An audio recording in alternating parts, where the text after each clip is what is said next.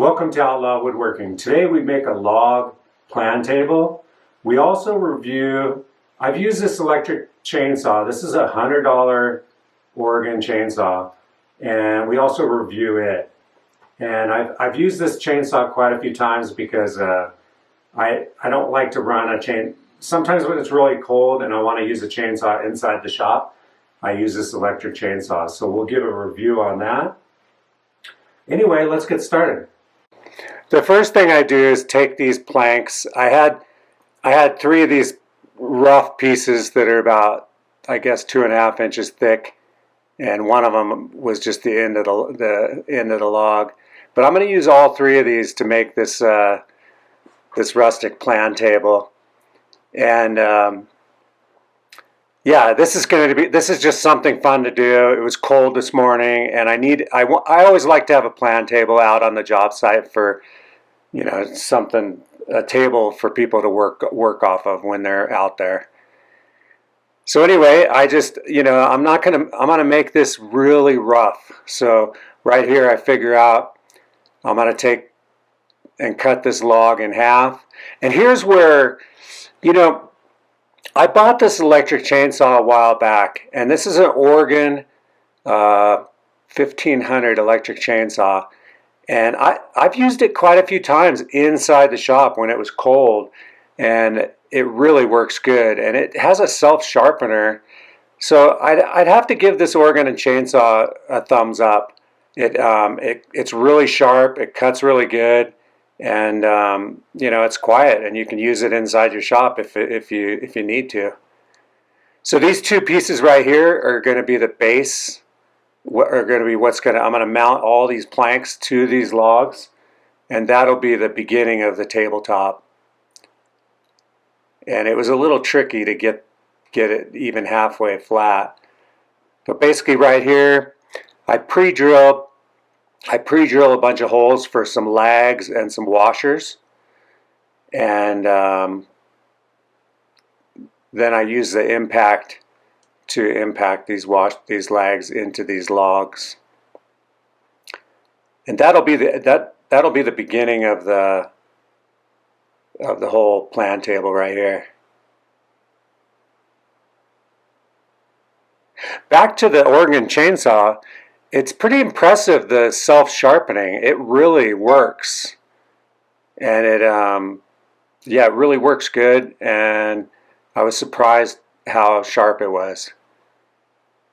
And I've used it quite a few times. Right here you can see I'm pre-drilling for the size of the washer and the hex lag, and then right here I'm pre-drilling for the actual lag screw. And then right here I impact them, get them impacted down there. I like the Milwaukee cordless drills. I've been really happy with them. They have 18-volt batteries, and I've almost wore this one drill out, but I wouldn't hesitate to buy another one if it finally burnt out. They seem to be, I'm pretty happy with the Milwaukee brand. This wood is not fully dried either. It's a little bit, it's got moisture content, but I'm just going to stick it outside, and it's just for this job site. When the job's over, I'll burn it. I then measure the height for the legs. So these are going to be the legs, and I basically angle them a little bit because the front and the back are going to be, it's going to be a slanted drafting table. These are the 2 front pieces, and then the 2 back pieces, I'll put them up about 3 or 4 inches higher. That way the plan table's tilted. And there's the beginning of it right there. So here's the back 2 pieces. And now what I need to do is I need to make some pieces for in between to support them. That way I could, so right here I'm going to use my, I'm basically going to cut 4 pieces, and then I'm going to use my, my logging tools. And right here you can see my tenon cutter. And these are in the description if you ever need to buy any of these tools. There's links to all these in the description. But the one thing I learned about that tenon cutter is you need to have the logs tapered. And right here I'm drilling the first hole. It's kind of fun to make log furniture. It's interesting. I didn't think I'd like it, but it's pretty fun. It's, you know, especially if you can work outdoors and it's sunny. Right here I'm going to make another piece, and watch how quick this little tenon thing.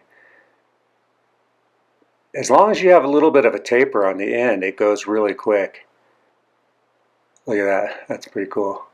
Now I notice if they're too big, I usually grind them a little bit so that it's easier to put it in there. And this will be the back piece. I'm probably going to buy a bigger tenon cutter in the future. I have really enjoyed using it, so I think I will get a bigger one so I can make bigger log furniture in the future, make bigger tenons.